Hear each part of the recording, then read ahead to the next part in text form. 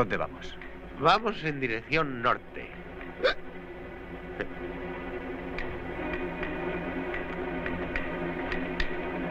Historia del rickshaw.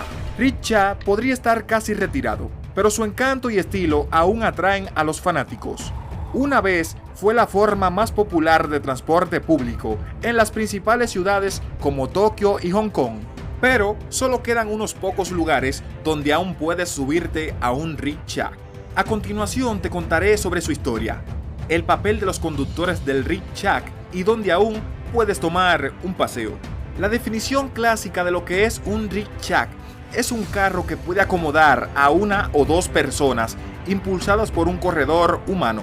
Las bicicletas modernas y los rickshaws automáticos no cuentan. La cabina está montada sobre un par de ruedas y el corredor lleva dos palos utilizados para fulcrum el rickshaw.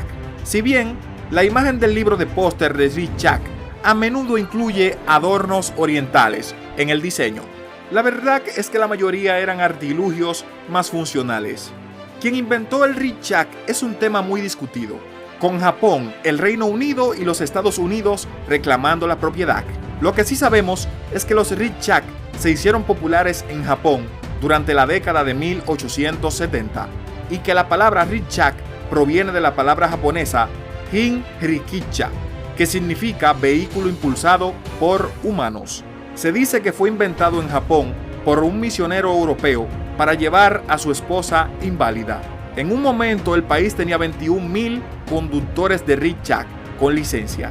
Para el cambio de siglo, el rickshaw había llegado a India y China, donde realmente despegó. Se produjeron miles y se convirtieron en la forma de transporte preferida para la élite colonial, tanto para escapar del calor sofocante como para mostrar su saldo bancario. Fue en estos países donde la imagen de un colonialista gordo siendo arrastrado por un empeño local se hizo infame. El auge del autobús y otras formas de transporte público acabó con casi todos los negocios de rickshaw al final de la Segunda Guerra Mundial. Mao los prohibió completamente de China como símbolo de la opresión de la clase trabajadora en 1949. Mientras que India y la mayoría de los demás países asiáticos hicieron lo mismo poco después. La única operación a gran escala de rickshaw todavía está en las calles de Calcuta. Aquí los sindicatos de corredores de rickshaw han combatido ferozmente las prohibiciones y se estima que 20.000 carros aún transportan pasajeros por la ciudad. Por el contrario, Hong Kong solo tiene 3 rickshaw en funcionamiento, casi exclusivamente dirigidos a turistas. Otras ciudades donde todavía circula el rickshaw incluyen Londres, Dublín y Los Ángeles, donde se utilizan como atracciones turísticas en ciertas áreas. Simplemente no esperes los precios de los viejos tiempos. La parte de la caída de los rickshaw fueron las condiciones que soportaron los conductores. Su papel como caballos humanos se distanciaba cada vez más de los valores modernos. Los corredores de rickshaw generalmente trabajaban largos días por salarios bajos y el rickshaw actuaba como su propia casa móvil, donde también dormían. En Asia, a menudo era el único trabajo que los inmigrantes del país a la ciudad podían encontrar y la mayoría vivían en la pobreza.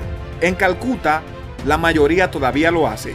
Conductores transportados alrededor de personas, bienes e incluso policías, arriba de las montañas y a través de las lluvias monzónicas. Muchos residentes más ricos, como los que vivían en el pico de Hong Kong, los usaban como forma regular de transporte antes de que se introdujeran los tranvías o los trenes. Cuando se enfrenta a un pasajero de conductores de peso considerable, le pediría a otro conductor que le eche una mano y le cobre más.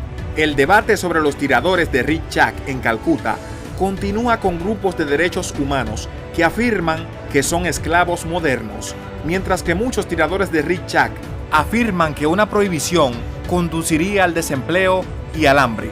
Algunas personas afirman que la mayoría de sus pasajeros también son de clase baja y que los rickshaw son la única forma de moverse durante las lluvias monzónicas hasta las rodillas.